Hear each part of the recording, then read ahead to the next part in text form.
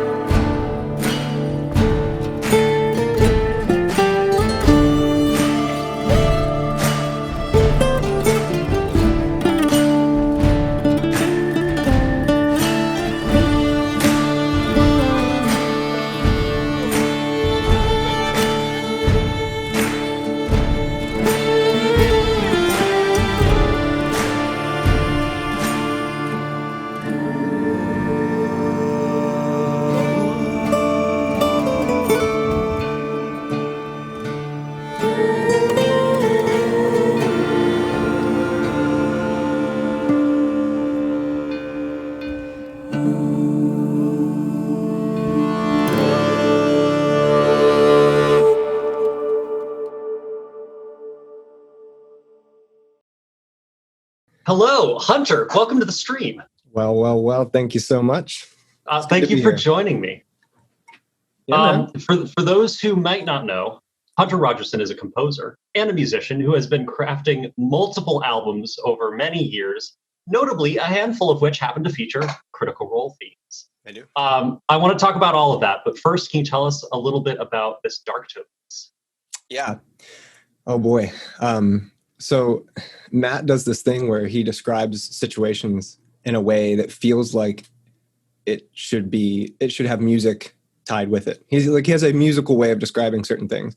And it's like, I know when it starts to happen, I'm like, this is going to be a piece. Like I know, like so the way he described their entrance to Darktoe, with like how it was dimly lit and how you could start to see lights cropping up on the shore ahead of them as they kind of like slowly wound into the island. And I was like, oh boy, you can start to hear the ship bells and stuff. And so that one was like no brainer. Definitely just had to happen. Yeah. You talk a little bit about this with your write-up for your album, Music Moves Like Words Move Like Music, which is one of the best titles I've ever heard. Well done. Yeah. Sorry, I'm an ass. You talk about this relationship between words and music. Yeah. What types of words tend to inspire you? Oh, wow. That's a really good question, because I don't know if I've figured it out even. That was kind of that whole album was like an attempt to kind of like, what's going on? Like what's happening in my brain when I'm reading these pieces of literature, and like, why is it doing this to me? I think there's like something about like the cadence of sentences. So it's like almost less about like a specific word, like effervescent sounds like a trumpet or something. Now, maybe it does, but like it's not okay. But it's not like one word will do it. It'll be like it could be really, really plain language, but the way it's laid out could just hit you because of the way that it's structured in its context, I guess, if that makes sense. Kind of how like one note by itself is like kind of emotionless until you start adding stuff to it. And that stuff could be context. Yeah, exactly. And that context could even just be vibrato or something. It wouldn't have to be other instruments or chords.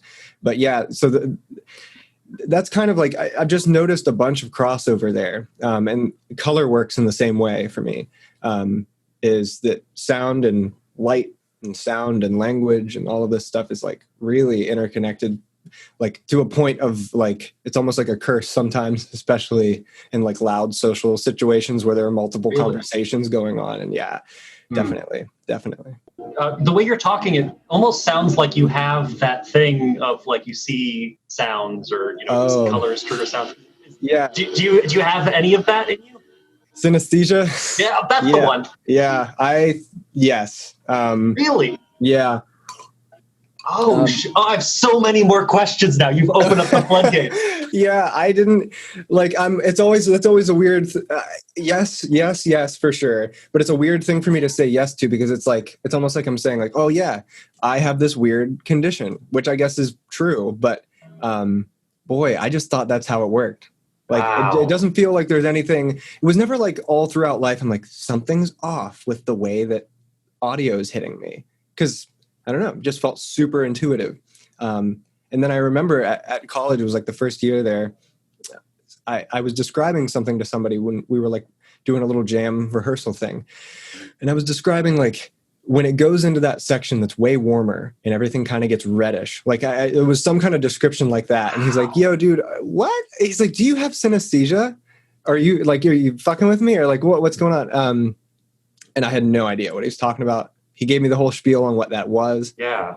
I like ran the next chance I got to go home with my family. I was like, hey guys, okay, if I play you this song, what do you see? And then they're like, there's no connection to that. And I'm like, are you kidding me? Like my whole life, I had no idea like that. Yeah.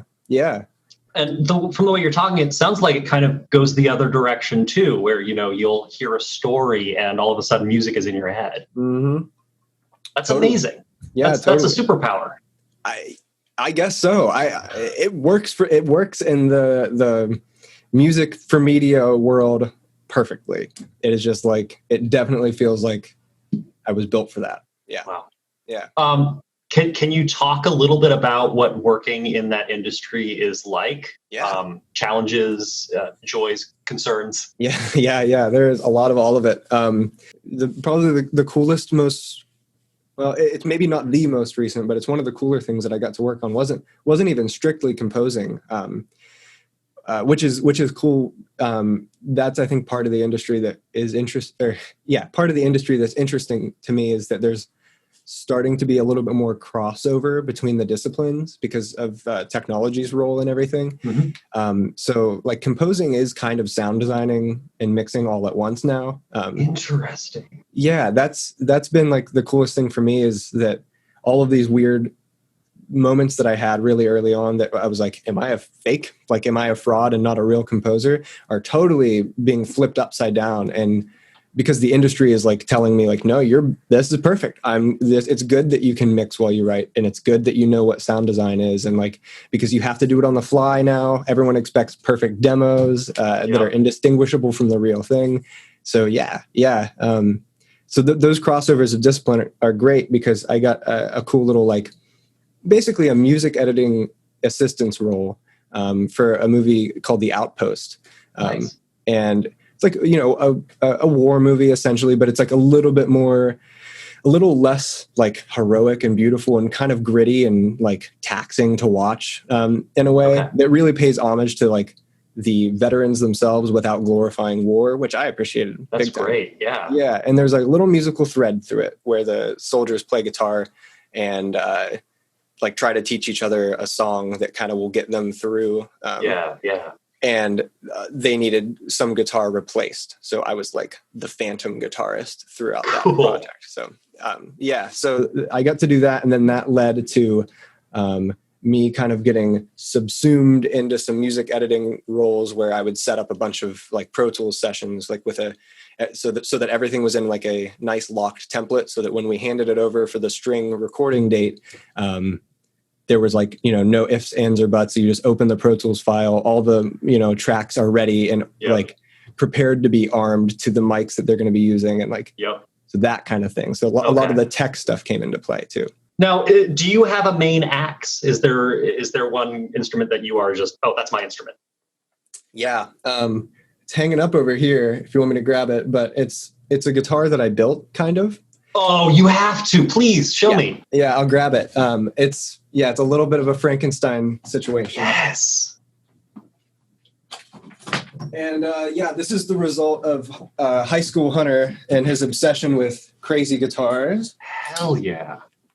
Oh, dude. So it's a very extra Stratocaster with a mirror pickguard. Wow. It's splatter painted. Yes. As you do. You drilled out the holes in there? Yeah, so there were some issues, and up top too, there were some issues with this, the headstock having like cracks and stuff in it. So it was kind of like a Fender headstock situation where I had this bulb. And I was just like, nope, I'm not dealing with the crack, and cut it off.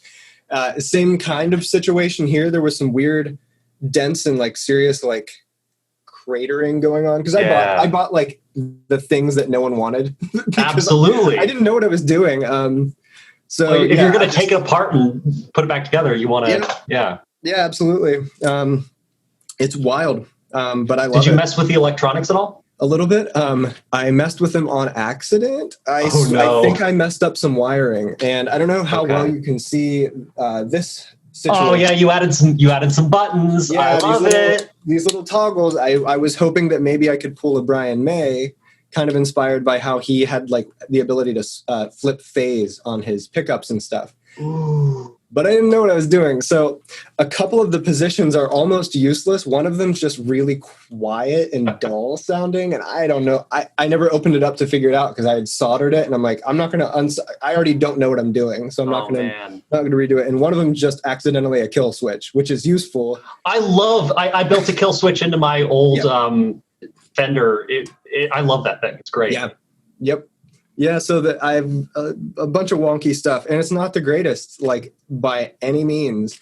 But there's something about it because I've just toiled with it for so long, and I've played it so much. It's your sound. It's kind of my little baby. Yeah, I could never give it up.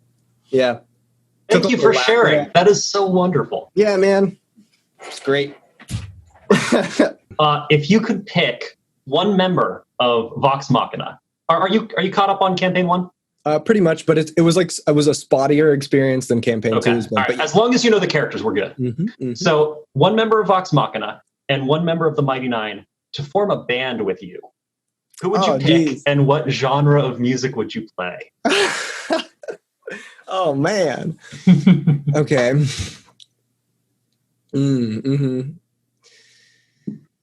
Holy smokes. Okay, so there are some like obvious like bone harp options going on. Very much. That's a clear. But dude, okay, Molly is just such a powerful entity to me. I just like I need more Molly in my life, and I'm assuming that Molly's a creative genius. So Molly for campaign 2. I love that answer. 100%.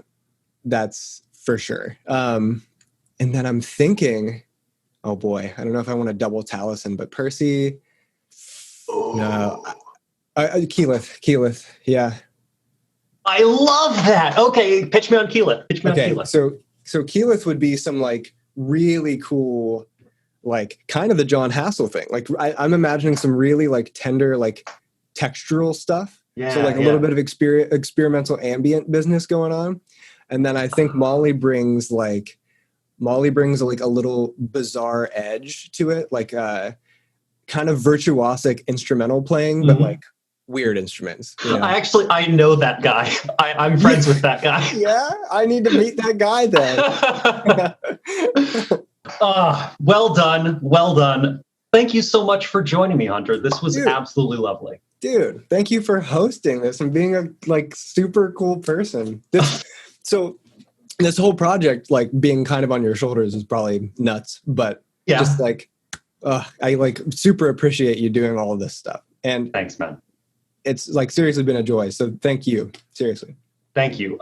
Is there anything you want to plug before we sign off? Anything exciting you want to talk about? Oh man. I'm always just kind of making stuff. Good place to be. There's always like some kind of personal project that I'm doing. So like last month I like put out this super fun like instrumental record. And that was just like this huge return to like kind of the root of a lot of my inspiration to be a composer. I've got another one that I'm probably going to put out like at the end of this month. Awesome. Yeah, it's a super weird little synthesizer thing. And then probably sometime in October, November, I've got like a weird improvised synthesizer thing that I'm just going to kind of throw out. So there's just like tons of stuff. So just if I'm going to plug anything, just kind of like keep an eye on my Spotify artist page. I'm always going to put something on there. Yeah. I'll toss some links to whatever it is whenever this gets released. Yeah. There's a lot. So sorry. No worries. Thank you again for joining me.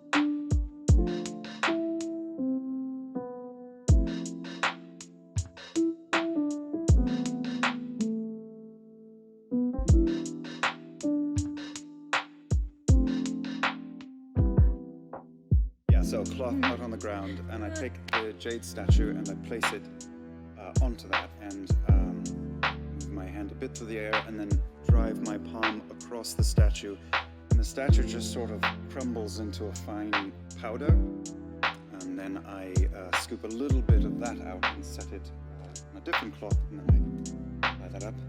We'll be borrowing this.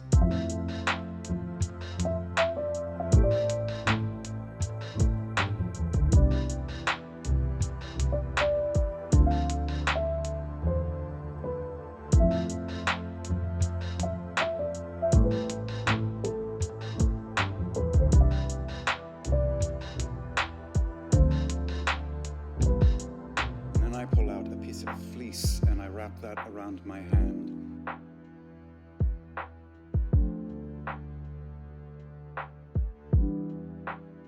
And start casting with that, and I throw the jade into an arc.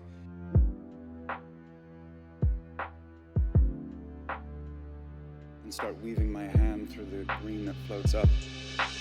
And the entire dome becomes filled with pale, mostly translucent, pale amber colored scenes of the Mighty Nine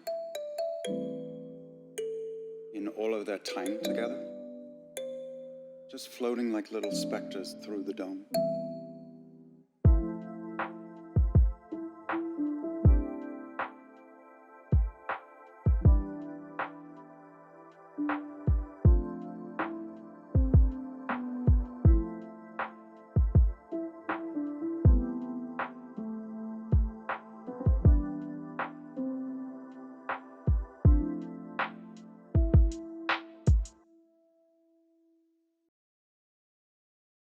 Hello and welcome to the stream. Ethan, thank you so much for joining us. Thank you, man. In case you haven't heard, the Lofi Bard has been doing Critical Role themed lo-fi music since the beginning of the year. But what folks may not know is that you also play the trombone. We're going to get into it. But first, can you tell us a little bit about this track? Sure thing. So, I feel like this track in particular, as soon as I saw this moment happen, I was immediately like, I feel like most music, like a lot of the people who I listened to were like, this is something that we're going to need to cover. Yeah. Right. So I immediately knew that I wanted to do something based off of this moment that Liam created. And I went about creating the track in the same way I feel like I go about creating a lot of my stuff. I sit down and I find a piano roll that I really like, and I will just start to kind of doodle, right? I'll try to play some chords and stuff like that over it. And I'll try to come up with some sort of melody. And then from there, it just kind of takes off. Now, with lo-fi in general, you're basically, the genre is, you've got a lot of audio clips that you're taking from various sources and you're integrating them into the music. What about Critical Role in particular inspires you to do this? I feel like Critical Role is surprisingly maybe not surprisingly, but to maybe the common people, surprisingly chock full of little gems that just apply so well to out of the context sort of stuff, right? So especially people like, I mean, they all do it, but like Liam and Laura do it all the time, especially with Jester and Caleb. And so that's, I don't know, that's what really drew me to it. Like a lot of like, there are lo-fi artists obviously out there who do like audio clips from everything. Right. You'll see obviously a lot of stuff from like TV shows, animes, old movies. Exactly. And it'll usually be like, it'll be kind of like big metaphorical moments a lot of times, or things that can apply across, like from that genre to other things. And it was one day I was just kind of sitting at work and I was listening to, I like pull up Critical Role on one side, and I'll listen to Critical Role, and I'll listen to some lo-fi sometimes in the background too. And I'll be like, oh my God, that was an awesome moment. Yeah. Someone should turn that into a track. And then I decided that would be me. So do you look for moments, or do you look for like turns of phrase, or both? A little bit of both. Every now and then I'll take a moment that I feel like the characters have created and try to put something sort of behind it to enhance that moment. But then other times I feel like the dialogue itself is already so impactful. I don't have to really do anything with that. Yeah. I like it so much that I'll pull it straight out, and it almost doesn't matter what music I put behind it. Like the moment kind of stands on its own. Well, speaking of the music you put behind it, the trombone is not an instrument that I generally associate with this genre of music. How do you go about incorporating that into this style? So that's really interesting. So my background is actually fully in trombone. So I have an undergrad degree in music education, and then a master's degree in trombone performance. Dude. And while I was getting my master's degree, my teacher at University of Wisconsin-Madison, his name's Mark Hetzler. He did a lot of stuff with trombone and effects. Okay, so he had like a full guitar effects rack and like giant speakers and everything, like wireless microphones, the whole bit. This guy was nuts. But he made like such unique and different music that no one had ever done before. And that was something that I really wanted to try. So I ended up getting some of the gear myself. And before I even started making lo-fi stuff, I started messing with putting my trombone through different effects and stuff like that and trying to create music with it. And then once I really started diving into lo-fi, it was pretty quickly something that I was like, I want to figure out how I can get trombone into some lo-fi tracks. So it's an interesting challenge. It ends up just being a lot of grain delay. Really? A lot of filter, yeah. Okay. That's kind of especially through a lot of my tracks that I have trombone on. It is just some high pitched grain delay. Interesting. It sounds great. It's one of those things where it's like, you listen to Kansas or Yellow Card. It's like, oh, they're doing rock and roll and there's a violin. Mm-hmm. It's one of those moments of like, oh, I'm vibing. Oh, wait, what's going on here? It's just really cool. It's something unique that I think is really only you're doing it. Yeah, and there's not a lot of trombone lo-fi artists, that's for sure. maybe that's for a specific reason. We'll find out. So are there any other genres or artists, albums? I hate the question, what's your favorite artist? But are there any albums, are there any genres or artists that are like particularly close to your heart? I honestly have more playlists that are close to my heart. Okay. From like Spotify. Shoot, you're gonna have to send me some links so we can link to them. Sure. Yeah. Awesome. I mean, there's some really, really good, really good like smaller playlists and stuff like that. But then there's some really, really popular ones, just like chill hop. They release like albums. It's like and it's just a mirage of like all sorts of different artists and stuff like that. It's good stuff. I've been doing it. Yeah, please, if you can, I will happily link below. However, video editing works. Sure. I've got one more silly question for you, if you don't mind. If you could, are you familiar with Campaign 1? I am. Awesome. So if you could form a band with one member of Vox Machina and one member of the Mighty Nine, who would you choose and what genre would you play? I mean, Campaign 1, how can you not pick Scanlan? It's hard to pass up. I've had people do it, though. You know what? I mean, okay, I'm going to guess maybe that's risky. I'm going to guess people pass up Scanlan for Grog. I will say, I don't think I've had a Grog yet. I will pick Grog. Take Grog. He's yours. Heck yeah, man. I mean, have you, Travis, in that accent, that singing voice? Yeah. Beautiful. Yeah. I can only imagine. I think I'm actually rewatching because like I most recently caught up in Campaign 2, so I'm rewatching Campaign 1 now. And I miss Grog so much. It's a fun party. They're very close to my heart. It really is a good party, man. Campaign 2 though. Okay, so we got Grog. Campaign 2. Maybe would it help you if you knew what instrument Grog was doing? Yeah. Grog on drums for sure. Oh, I love it. Yeah. Love That's it. what I think. And then I'm gonna also guess that a lot of people pick Yasha. I've had some Yashas, sure. Okay. I'm gonna pick Caleb though. Okay. Yeah, he's chill. He's like I say chill. He's like more he's down tempo. He's very down tempo. Yeah. Maybe that's his reason. He might not be such a good thing, but he's definitely relaxed. And instrument I'd put him on would be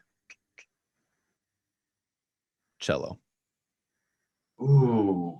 And you're sticking with trombone? I'll stick with trombone. Yeah. I am way into that. I actually used to play both of those instruments back in the day. Trombone and cello cello? and trombone. Yeah. Oh, heck yeah. Yeah, dude. I love that. It's like cello and drums. That's thing. Yeah. Cello and drums would be a little bit of a weird mix. You know, If it was anyone but Grog, I would say I feel like that could work, but it's Grog, and I'm struggling to figure out how that's going to sound. yeah. Or Grog. I mean, you could also. I can see Caleb and Grog just switching, and Grog just. Oh, I need fan art of that so Heck bad. Yeah. Heck yeah. Oh, that's a brilliant answer. I love it. Yeah. Thank you. And You are welcome. thank you so much for joining me. You bet. Thank you so much for having me. Anything you want to plug before we go? I will plug myself a little bit. Yes. You got my Twitter at the Lofi Bard and my YouTube, which is the Lofi Bard, and I am also on Spotify now as the Lofi Bard. Brilliant. You're making my job so easy, Ben. Bado bing, bado boom. Thank you again. This has been an man. absolute treat.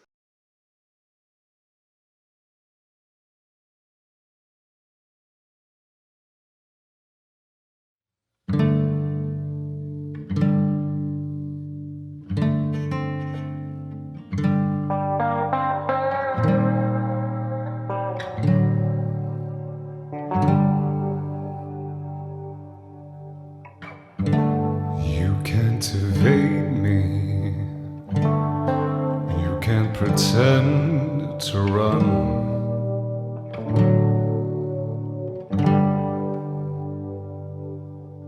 It's funny how you think you can flee to the sea. I'll track you down and strike you down with vice.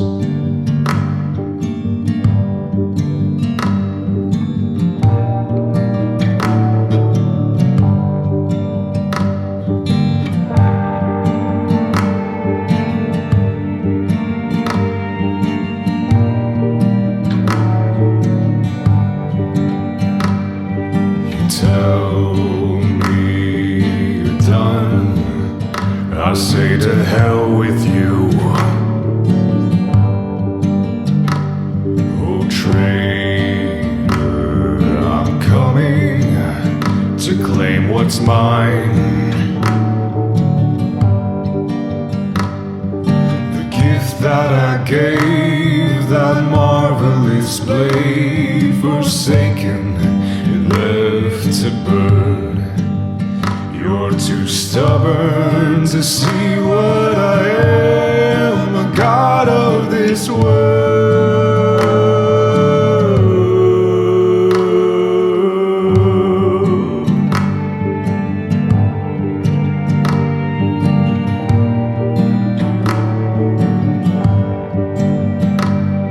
Here's my prayer. Go fuck yourself. I'm tired of being your slave.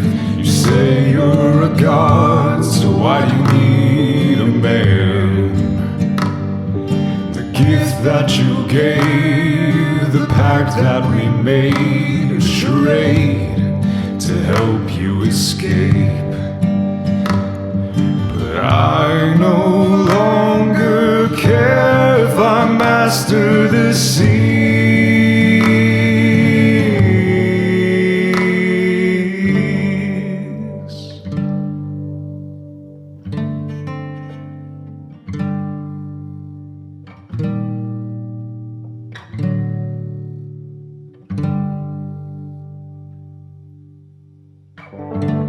I'm not evading. I'm not pretending to run.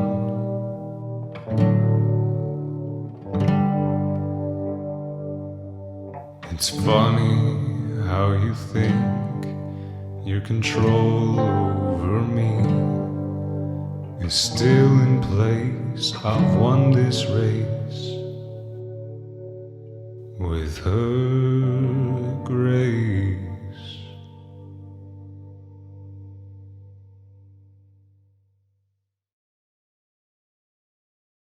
Hello and welcome to the stream. Ladies and gentlemen, Chase Noseworthy.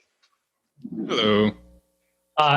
For those of you who may not know, Chase sprang onto the Critical Role music scene in October of last year and has since released numerous singles and albums inspired by the Mighty Nine, as well as various other smaller Critical Role related projects on your channel.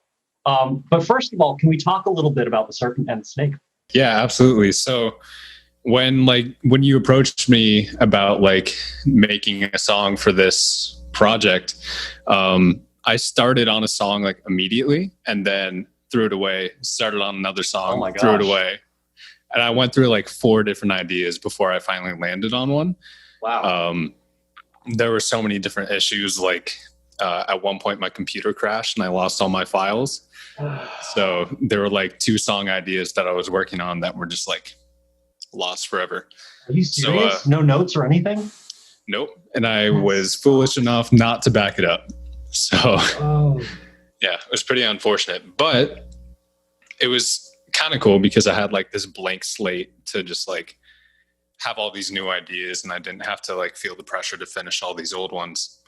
So there was like this chord progression on guitar that I had been fiddling around with and trying to put lyrics to, whether it would be Critical Role related or not, for a while. And then I just kind of had the idea of like this conversation between Uk'otoa and Ford.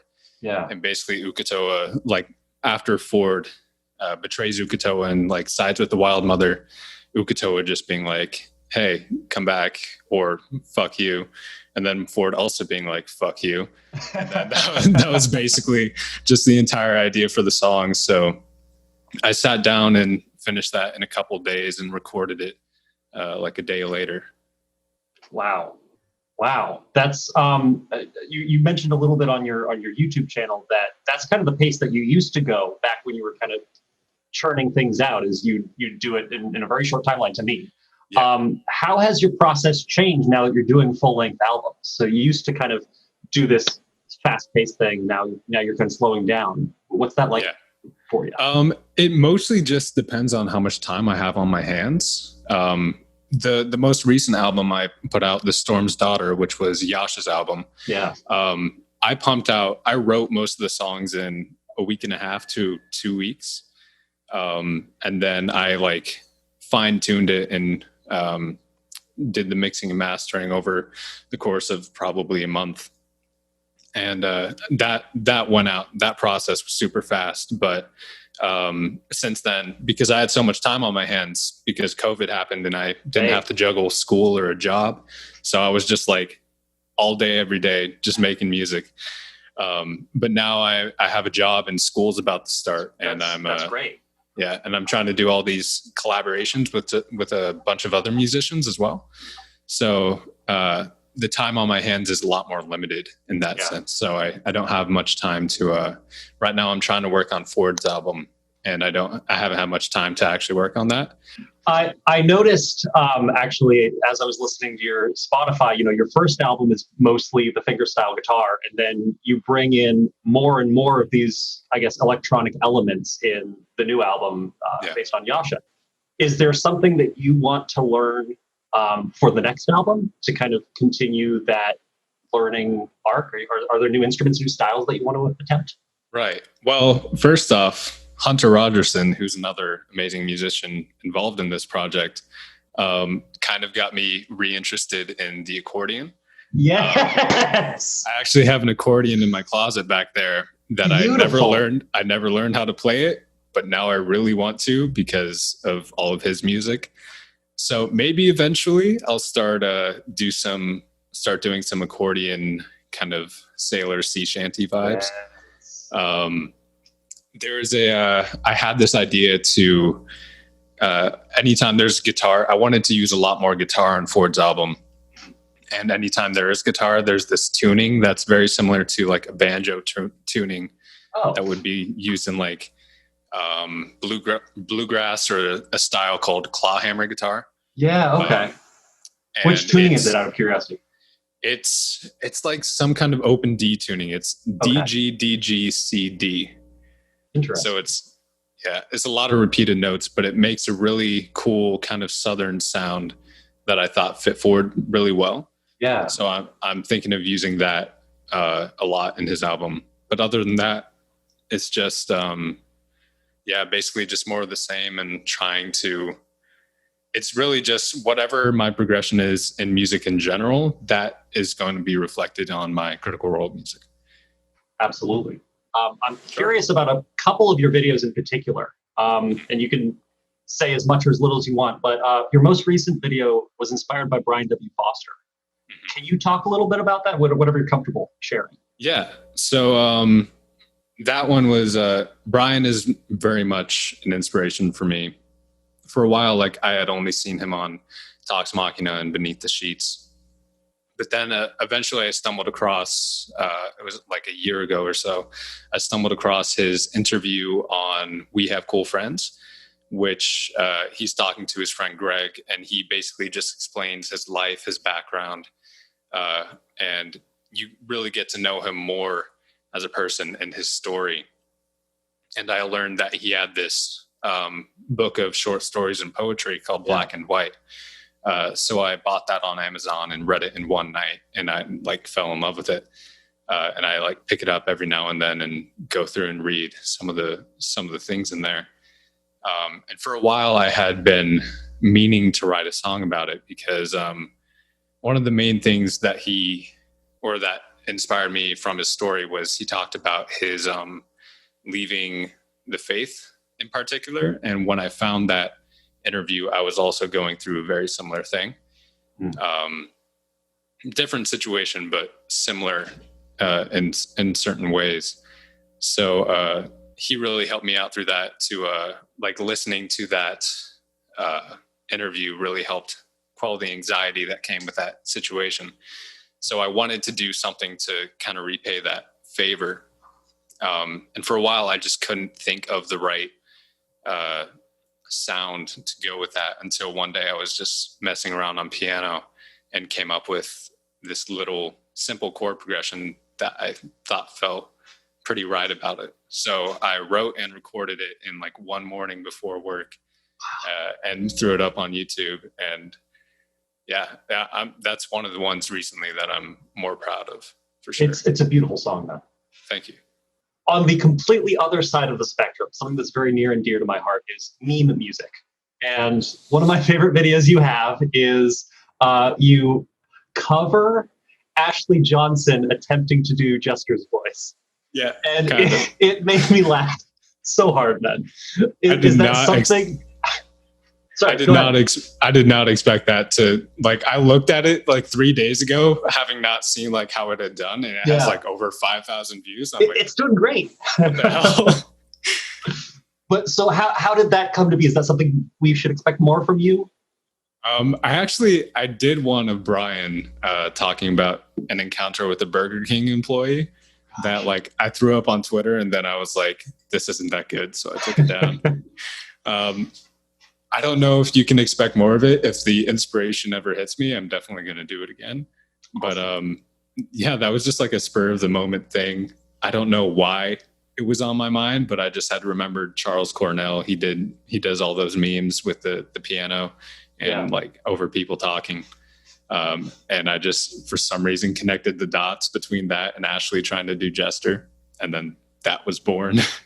Did you write that from scratch, or did you use programs to help you? I was kind of cheating because I was using MIDI, so I wasn't playing it live. I'm not that skilled at piano.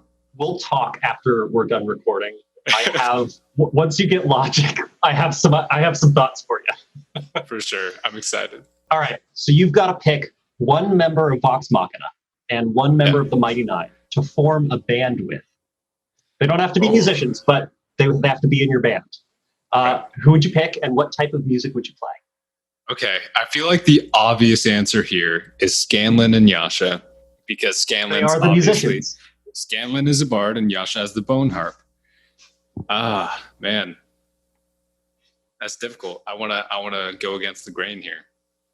That is totally your choice.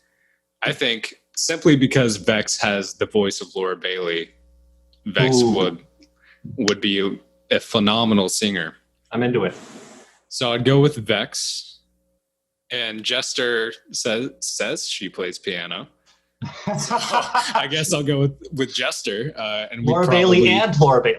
Yeah, we do. I don't know what kind of music would do. I'm terrible with genres. If you play me a song, I probably won't be able to name the genre. Would you stick with your kind of folksy vibe? Yeah, probably. Yeah. I'm into it. I would definitely listen to that band. Man, now I want to do that. Except I can't.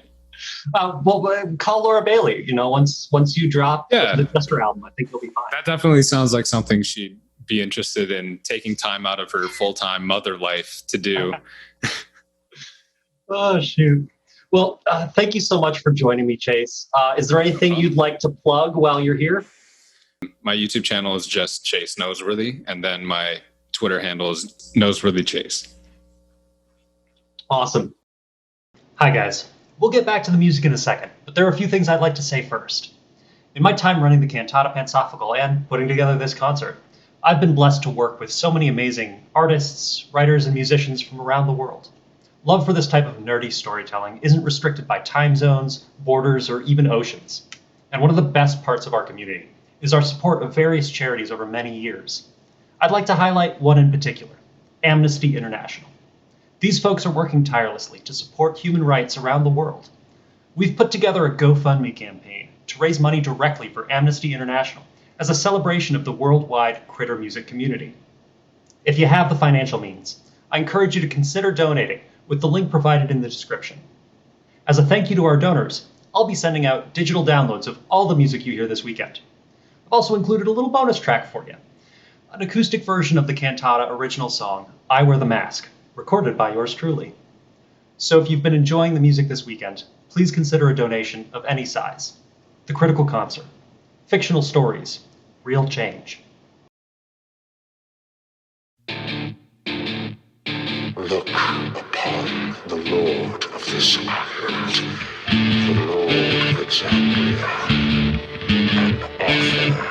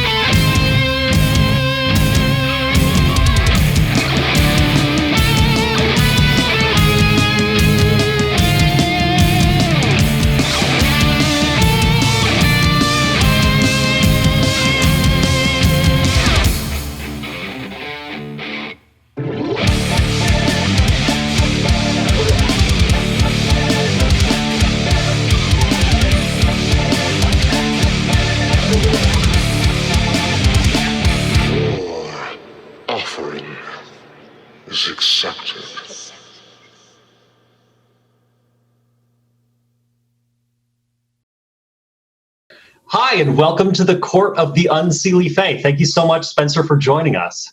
Thanks for having me, Will. I'm having a good time being here. I've been here for an unknown amount of time. Yes, good. I assume it will go on till the end of eternity. Oh, yeah, no, you can't leave. You can check out anytime you like, but you cannot leave your house. I love getting this little sneak peek into your studio. This is where the magic happens, I assume? This is where something happens. I would call it more artifice than magic. There's a class for that, I think. I think there is. For those of you who may not know, this is Spencer C. Smith. He started making Critical Role music with the Cantata Pansophical's release of the Exandrian musical about 2 years ago. He performed as Victor on that project, as well as writing and recording guitar parts for the credits theme. Afterwards, he went on to work again with the Cantata, producing the single In the Cobalt Soul, as well as making a self-produced EP of David Bowie covers. And I know you do a bunch of music besides that, but those are the highlights that I have seen. Those are the big releases that I've been involved in.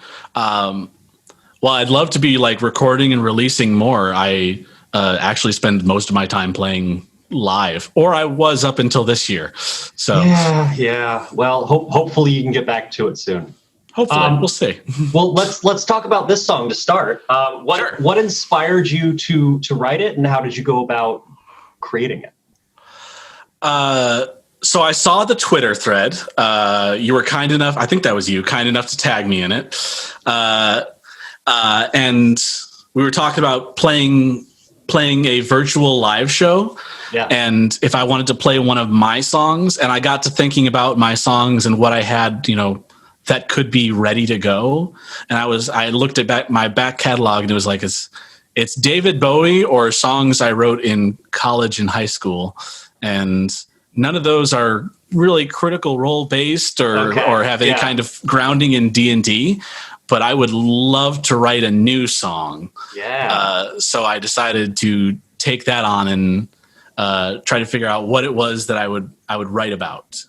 And I arrived at, I wanted to write a villains song because don't get me wrong, I love everyone in the critter music community, but I want to hear the Disney villain songs are the best songs. Yes. Love the heroic ballads, but what I need is more Ursula and Scar. Yes, absolutely. So this song started as, I'm going to write something for vocoder. And then it evolved into, well, how do I do that? Because I don't really know much about him at this point. Yeah. I thought, I'll write a battle theme. Like I'm not too confident in my lyrical ability, nor my ability to sing in place of an eldritch being from the astral sea. It's just a lot of funk. Just get really drunk before recording, right? Yeah, just go out and catch something real nasty and then... No, we're not allowed to leave. You can't leave. Of course. Excuse me, Winter Queen. I didn't mean to offend you. So, like, I'm coming from a background as, like, the lyrics are the way to go. Like, that drives the song for me. How do you approach writing a song that is mostly instrumental? I start with fiddling. I grab a guitar, I find a tone or a sound I like and that I feel like is appropriate of some aspect of what I might be writing about or what I'm trying to capture. And when I've found something that can be repeated and turned into a riff or a chord progression, I immediately take a snippet of it. I capture it on my phone or something, and I try to figure out if I'm going to develop that later. So when I settled on writing a battle theme for vocoder, the battle had not happened yet. So in my head, I thought, if I were going to run vocoder based on what I know of him, having just watched like the last episode at the time when he showed up and offerings were made, my thought was, oh, this is a Final Fantasy boss. This boss has 3 stages. When you reduce him to health, he gets stronger every time, and the music gets more intense. So the idea of the song of Astral Greed, Kill Vokodo, ! Started with the idea of it being a 3-stage boss battle. So I planned out the idea of 3 sections of growing intensity, where the third section would mimic the first one with like a huge kind of halftime big breakdown feel. And that was where I started with a couple tones and a couple riffs, and I expanded it from there. Yeah. Not in any particular, not certainly linearly across the song from start to finish. I would start in like a middle section, and then I'd jump over to the like stage 2 fight, and I always start with chords. I never start with melody. So that's really, oh, that's yeah. interesting. I bounce back and forth sometimes, but yeah, that's cool to know. You said tone a couple times there. Now, are you playing with the guitar itself tone, or do you use pedals? Yes, to both. So this song is interesting for me because I've been trying to get more into using amp and pedal sims. Mm-hmm. So I didn't use any live pedals or amps on this song. Instead, what I did is I ran everything through Line 6's Helix Native. Okay. So it's I have the physical Helix, which I use as a backup, but I use it as a backup for my main live rig. But I use that kind of software to suss out sounds that I might not be able to get with my normal live rig. But I still kind of use what I'm working with over here as a basis when I'm making new sounds. Is there something that you've done with the guitar that is so out there that you're very proud of in terms of like pushing the boundaries of what it can sound like? Something that I've done with the guitar that I'm very proud. No, not in terms of like the guitar's tone or anything like that. But I do really, I took that approach to it, and I always try to apply it to the theory and the scales and the chords that I use. Yeah. Because when I was in college, I had a teacher, Steve Park, who was the best jazz band director ever. And one day he told us, the foundation of good music is the surprise, the unexpected part where something happens, a lyric or a chord or a change in dynamic that was not happening before.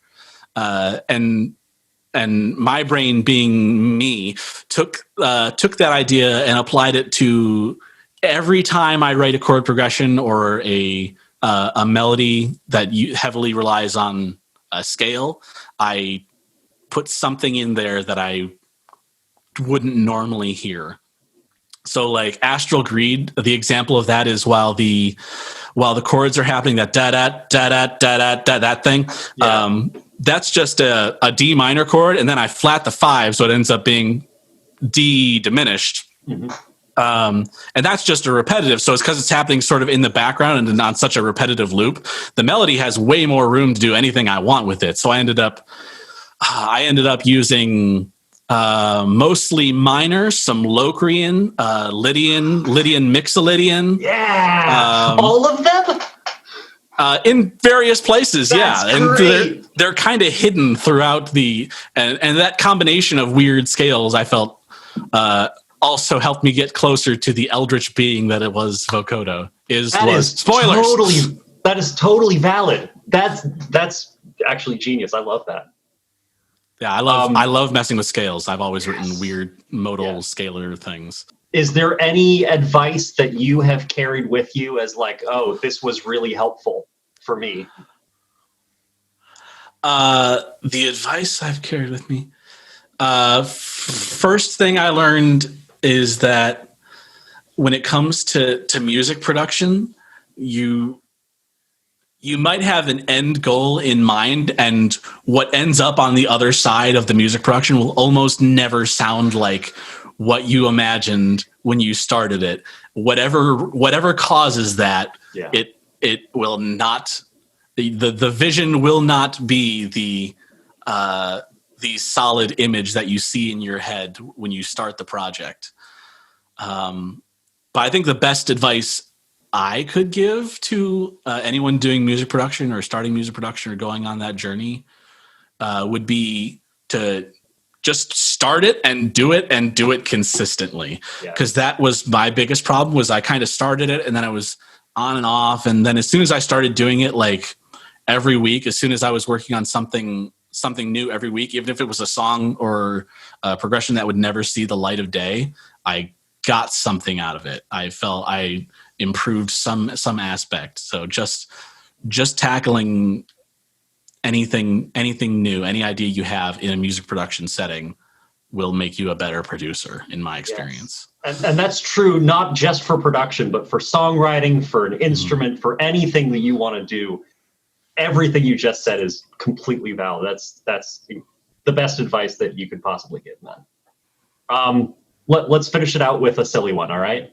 Sure. If you had to pick one member of Vox Machina and one member of the Mighty Nine to form a band with, who would you pick and what type of music would you play? Keep in mind, I'm not telling you that you have to pick a musician from those bands, but you absolutely I got you. One member of Vox Machina, one member of the Mighty Nine. Yep. You've got to form a power trio. You can play any instrument. And they can play any instrument. It does not have to be logical in any sense of the word. No, I got you. I'm forming it. I'm forming the ideas in my head. This is going to take me a minute. Take your time. We'll cut it all out. Fade to the part where I've come up with the answer. Yeah. I'm playing bass. Excellent. Rock on. Vex is front woman and lead guitar player. Yes. And Yasha's playing drums. Dude, I would stand the shit out of that band. That is like the ultimate like Pixies, like punk rock, like power girl thing. I'm way into it. Yeah, part of the reason I feel like I was just like, I'm gonna play bass, and the reason I want to see those two just go ham with the instruments that will actually be paid attention to. Oh, great answer. Great interview. Thank you, Spencer, for joining me. This was wonderful. Oh, thanks for bringing all this together, Will. I can't wait to see everyone else's projects. I'm very excited. Me too.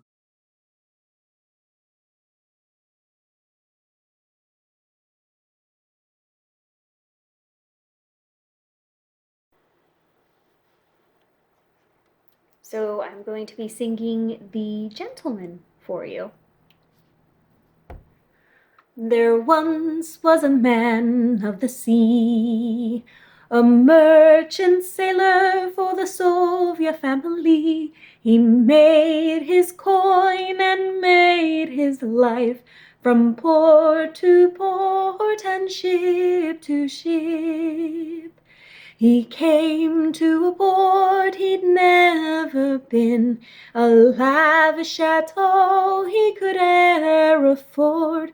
But there he saw the most beautiful thing, a rare ruby of the sea. And it was a dream he let himself dream, spent every copper just to be seen.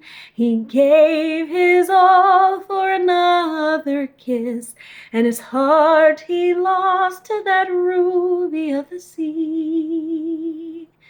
But woe, woe, woe, came the terrible thought. This vibrant creature was too lofty for him. So he sailed away to a place unknown, to return someday, worthy of her love.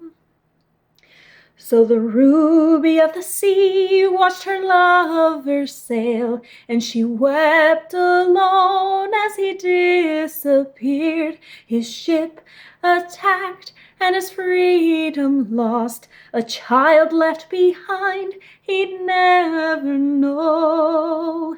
And it was a dream he let let himself dream, spent every copper just to be seen. He gave his all for another kiss, and his heart he lost to that ruby of the sea. Now many years passed since he got away, experience and fortune and a bounty to his name. In attempts to be worthy, the deeper he fell, so his old name he left, and the gentleman became. And it was a dream he let himself dream, spent every copper just to be seen. He gave his all for another kiss, and his heart he lost to that ruby of the sea. It was a dream, such a beautiful dream, now a distant protector, longing within.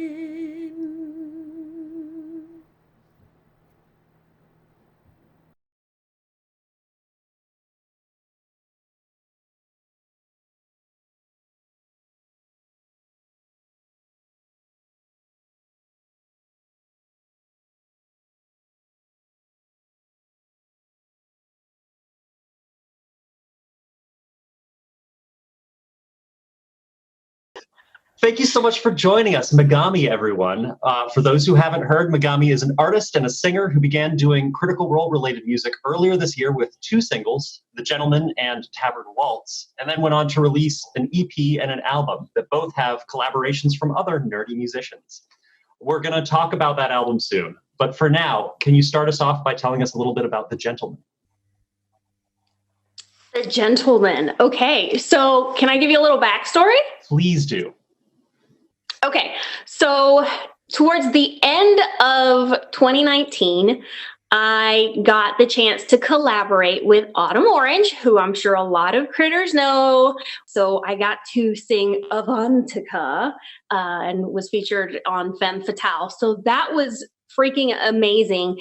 And I had been away from music for a long time now, just because it wasn't available to me in my everyday life. So it kind of just relit that fire of music and wanting to write and, you know, wanting to be involved in the whole process. So from there, Morgan Slade actually released a sea shanty. I remember. And that kind, All Fields Kin. So, woo, I'm just name dropping, man. Drop them names. Yes. So I heard that, and it actually gave me the confidence to release The Gentleman, because I've always struggled with track making. Like, it's the one thing where I felt I just completely sucked at. Like, there was no hope for me. So here I had this song that I had written because it was a story, and I felt like I wanted to tell the story. And I said, well, screw it. I'm going to do it without backing vocals. It's going to be a sea shanty, and it's just going to be a cappella. And so I remember watching the show, and when we finally had that moment with the Gentleman and Jester, and you kind of get that whole backstory and all those holes kind of get filled in, I was like, oh. And so I remember actually going back, and I had a notebook, I kid you not, and I went back to that scene, and I just started taking notes because I wanted it to be true to the story. Like, it has to be canon, right? So by the end of it, I just had scribbles everywhere, but I had this melody in my head. And so I said, all right, here we go. So I pulled up the DAW, and I just went for it. All right, you ready to get serious? Sure. Let's do this. All right, so your latest album, Voices, is very poignant right now. This is an album you created for the Black Lives Matter movement. And unless the US gets its shit together real soon, it's going to be relevant whenever the hell we release this thing. Right. So, Which, I think it will. Yeah. Yeah. So can you tell us about the purpose and the whole inspiration and drive to create this? Yeah. So I'm Puerto Rican. I consider myself non-white, even though I look very white for the most part. And so my family is literally every shade on the spectrum. So to me, people are just people, man. We just gotta love each other.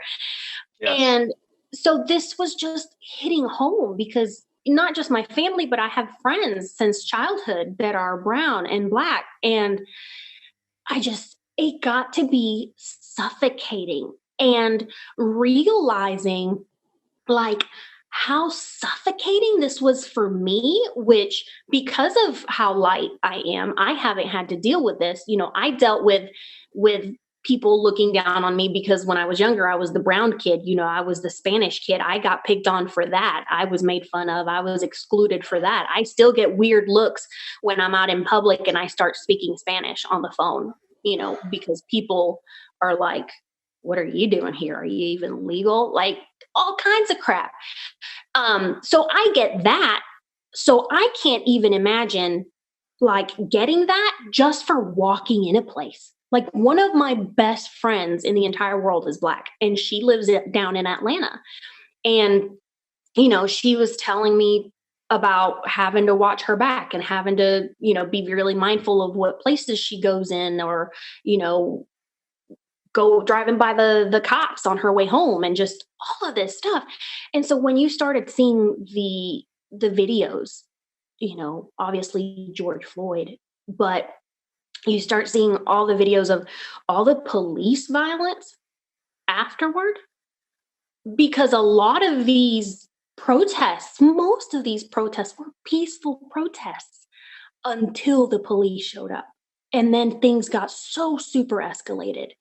And I mentioned this in the album too. Like, I'm not saying that all police are bad. Don't get me wrong. We absolutely I believe that all lives matter. But in this moment, Black lives matter. We have to acknowledge that because they're being targeted.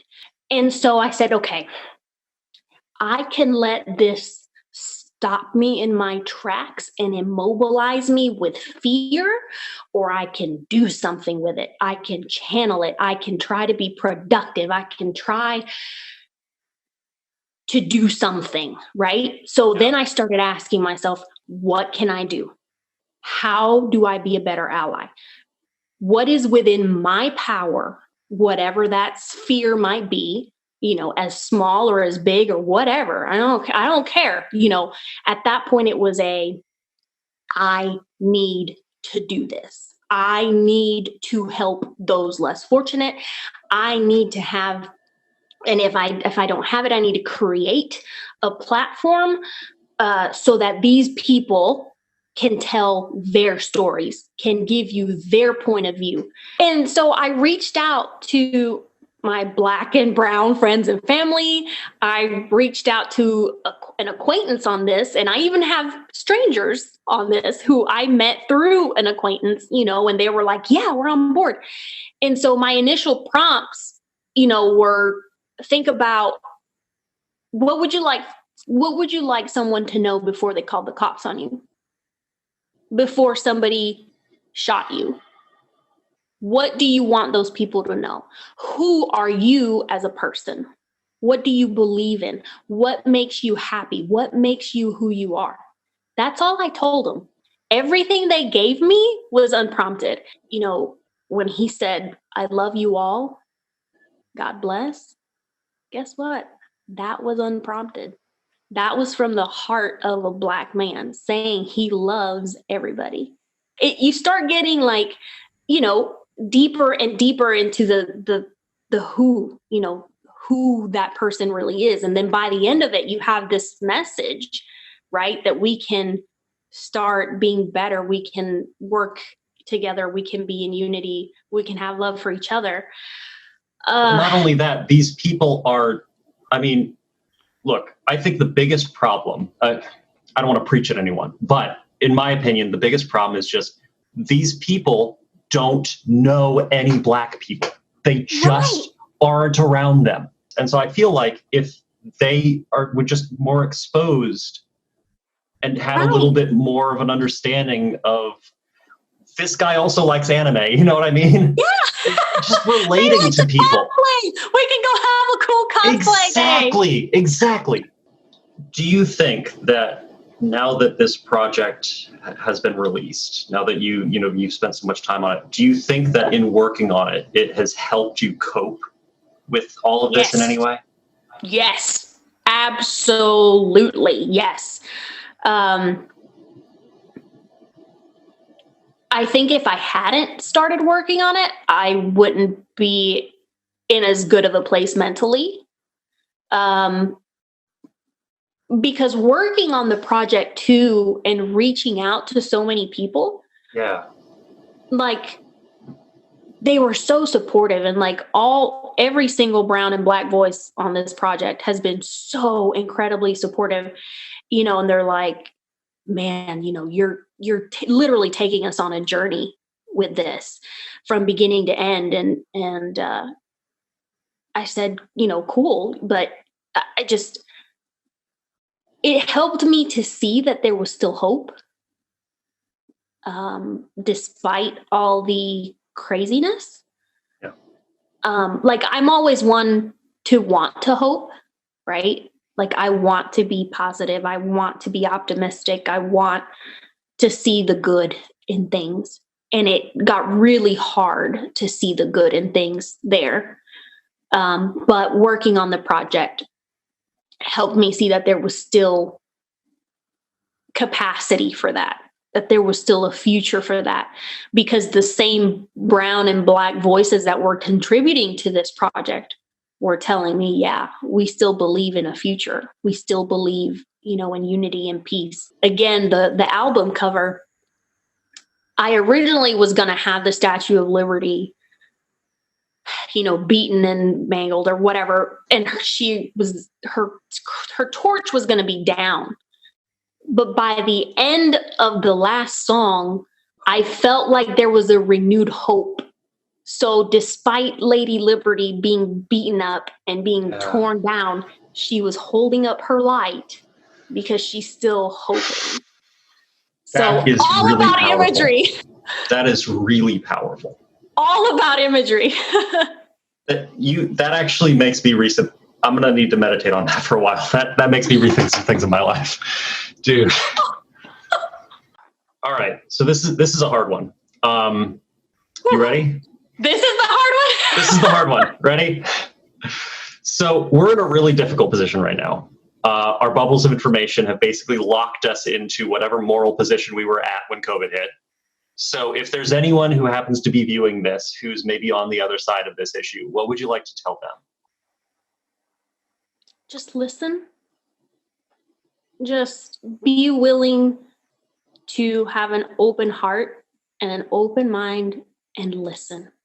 And if you happen to look for the album, please listen to the whole thing, start to finish, because it really does tell a story, right? Like you can't take anything out of context. Like if you don't, same thing with what's happening now, like don't take any one incident out of context and try to like break it down. Like listen to the whole narrative, right?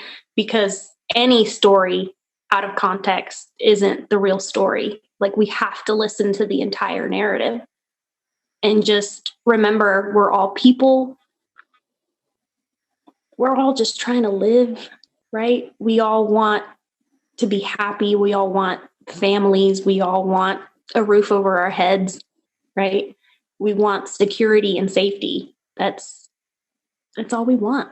We just want to live our life. Same with them. Well said. That was adequate. Well said. It is better than what I am about to say, and I had some time to think about it.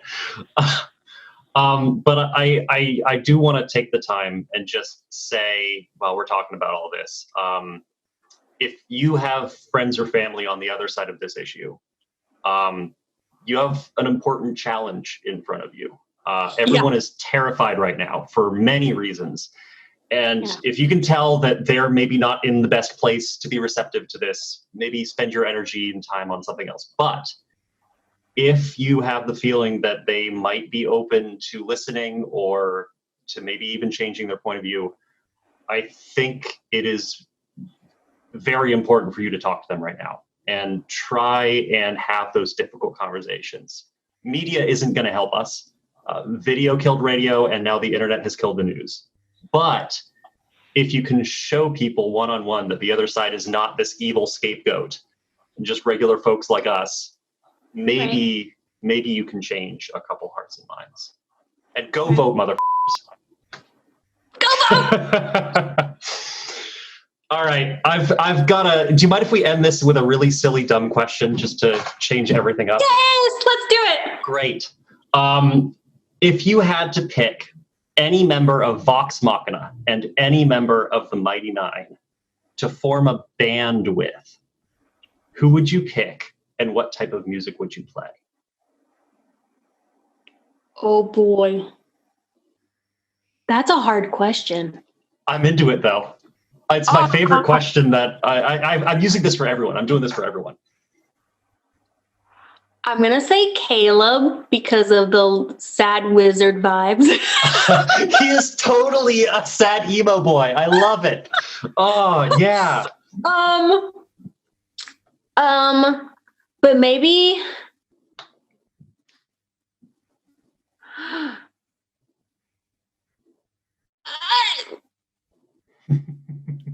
can I pick Vax? I mean, they're both Liam's characters. I literally just had a conversation with someone who picked Laura. So yeah, it's only fair that Liam gets his turn. So because I feel like maybe you could be a little dagger, but still be real chill about it. He is, I feel like, the most emo. So yeah, you're gonna be in the most emo of emo bands. Just I love chill, it, man. Yeah. Oh, and by the way. Yes. Thank you. Yeah, no, we must have connection issues. I think that's all this is. Megami, thank you so much for joining me. Thank you. I know this was maybe a more difficult conversation than you were expecting, but I'm glad we had it. I'm just happy to have been able to have it with you. Thank you so much for the opportunity. I really appreciate it.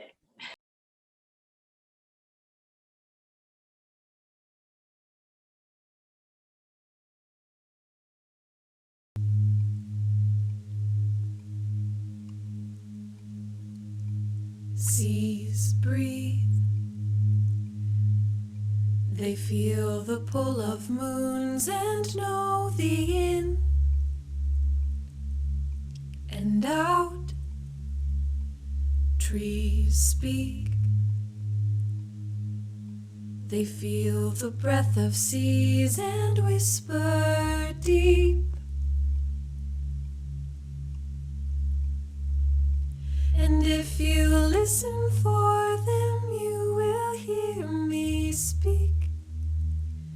If you still your body, you will feel me breathe. If you turn to face creation, and your heart is wide and open, you will see and breathe me.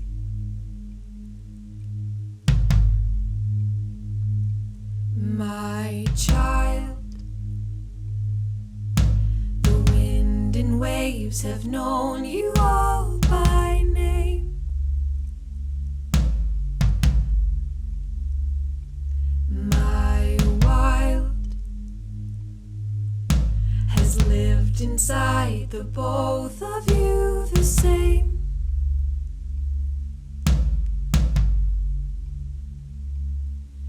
Your lungs have reaching branches like the trees. Your bodies move in cycles like the seas. My nature knows the in and out, the breath of death and life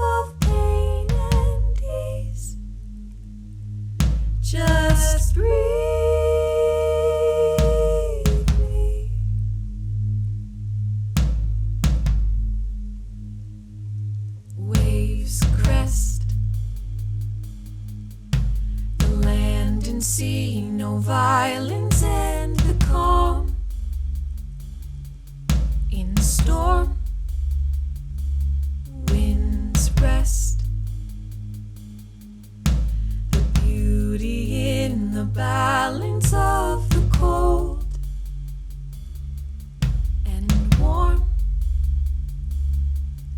and in the changes you will hear me speak, and in the balance you will feel me breathe.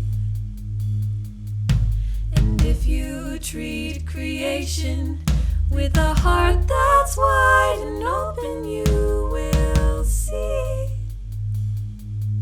and breathe me.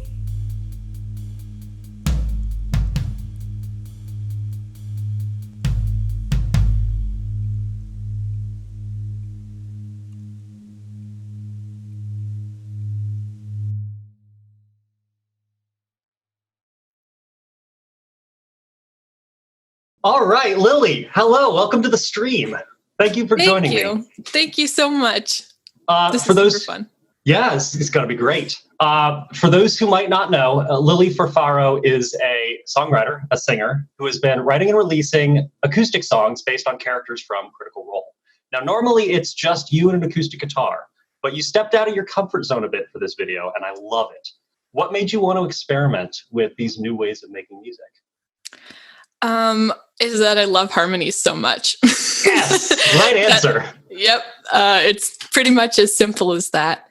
When we got the challenge to step out of our comfort zone a little bit, I'm very new to the world of audio production and video production. There's a reason I'm just kind of sitting with my guitar in most of my videos. And so I thought it would be cool to learn how to layer myself over not just in audio, but also in video. Yeah. Yeah. How long did it take you to kind of figure that stuff out? It took some YouTube tutorials of how to use iMovie correctly, but not actually as long as I was expecting. Yeah, most of it just came to like taking the takes, the syncing of the audio and the video were the hardest. Ooh, yeah, I don't mess with that. Actually, you did that in iMovie? I did that in iMovie. Yeah. You're a boss, my lord. No, I just hacked it, basically. Well done. I've done that stuff before. That's gnarly. Well done.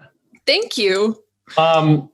So would you consider doing more of this type of music in the future now that you've kind of cracked that egg? Yeah. I don't know. You know me, I like a good aesthetic. We keep the black and white. We keep the, but in terms I of, forgot to make a joke about it. We'll get there. We'll get there. In terms of the stuff that I've been doing, I really like kind of the live performance aspect of it. Yeah.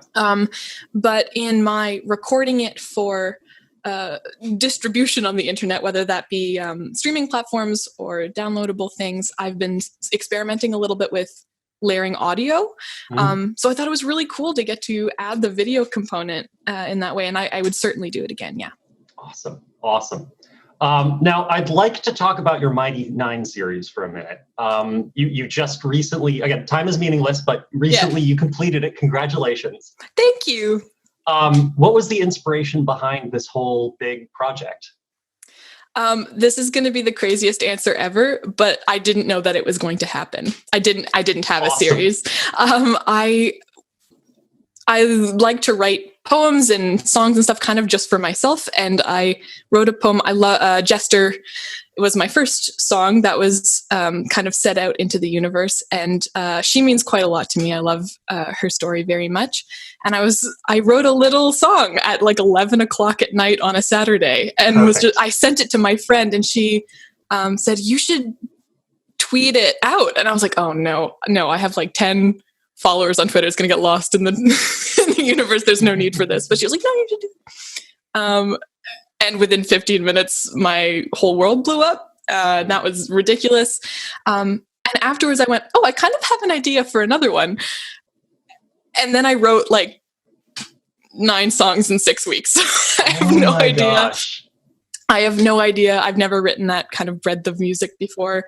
But the inspiration is just the beautiful, wonderful stories, the complex narratives that have been crafted over the 100 and some odd episodes we've had so far with the Mighty Nine. It just kind of came out of the blue. Wow. Yeah. Now, you said you wrote poems and songs before. How long have you been doing that kind of writing? I've written like 2 songs before this. Are you serious? Yeah, no, I have no idea. Legitimately, I have no idea where this came from. I Poems? Anything? Poems I've been writing for a while. That counts. I've been writing for a while, but not for distribution, just for myself. Nice. A couple of years, but I've written a little bit of music for my church. I've written, and then just like 2 songs for my own self that haven't been anywhere at all.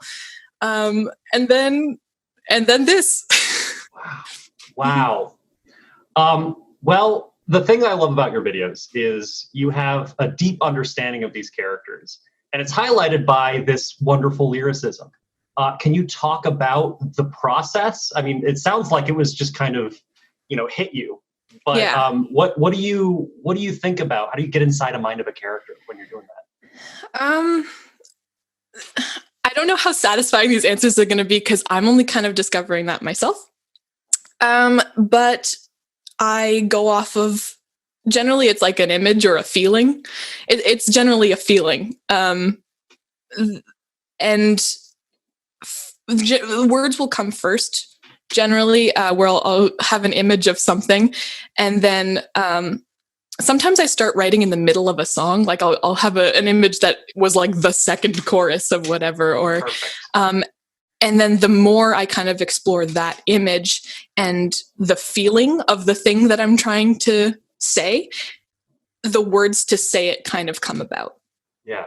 I don't know if that made any sense. I'm a songwriter. I know exactly what you're talking about. Yeah.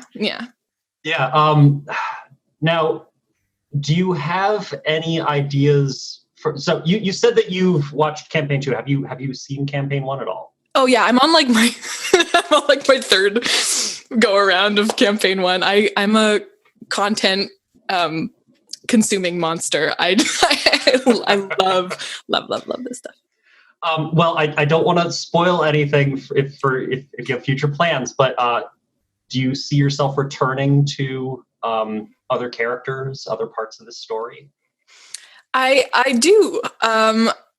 This is, again, time doesn't exist. I have no idea when this is going to come out, but I do have plans. I don't have definite plans.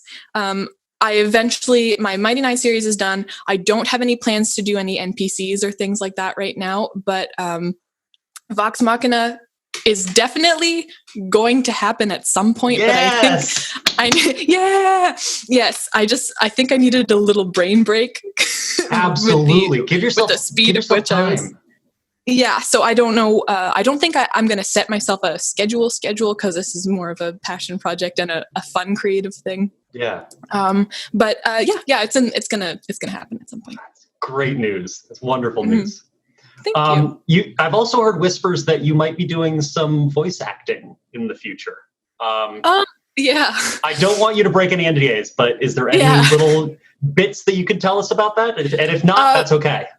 Yeah, no, there's unfortunately nothing I can talk about right now. And that's mostly because it's more just me hopping into the business rather than me already being a part of things. I just graduated from theater school. So congratulations. Thank you very much. That was just this year. So I'm exiting the realm of academia and trying to jump out there into the world of film or stage or voice acting. They all super interest me. So that's great. Is there one in particular that you want to do more than the others? I don't even know. Dream role. What's your dream role? Oh no. I'm so bad at answering a question like that. Well, the thing is, so my school was based in stage training. So I've done most of my stuff for live theater, but as per the crazy situation in the world right now, most theaters are shut down. Yeah. So the film industries, at least in Canada, are opening back up again pretty soon. Who knows what's going to happen there and in terms of the state of the world. So that's probably going to be the first couple of opportunities that would be presented to me. that and voice acting, which many people are still being able to do, building studios in their homes and things. Yeah. Have you started to do that yourself with hijacking your closet or whatever? My closet is way too small for me to fit into, but I have this lovely little thing. And I've done put the blanket over the over the end of it to get That's the way to do it. Yeah. That's great. With your poetry, can you talk a little bit about your main inspirations for your poetry background? Oh, or anyone you read, anyone you really like? Oh, that's a really good question. I read a lot of old poetry. My favorite poem of all time is really sad. It's In Memoriam by Alfred Lord Tennyson. But I'm really trying to branch out more into some more recent poetry. And someone I've been loving recently is, it's old news for many, but new for me is Mary Oliver. Okay. She's the one who wrote... Wild Geese is a really popular one, but she uses a lot of nature imagery to express really human things. And I really enjoy that a lot. I like using the natural or the, kind of more concrete imagery to express things that are a little bit more abstract. Yeah. Now, I've got a silly question for you, if that's okay. If you could pick one member of Vox Machina and one member of the Mighty Nine to form a band with, who would you pick and what genre of music would you play? Oh, man. I feel like the immediate answer for Vox Machina is always going to be Scanlan, just because of music being the thing that is. But if I go a little bit deeper, I don't know. For Mighty Nine, probably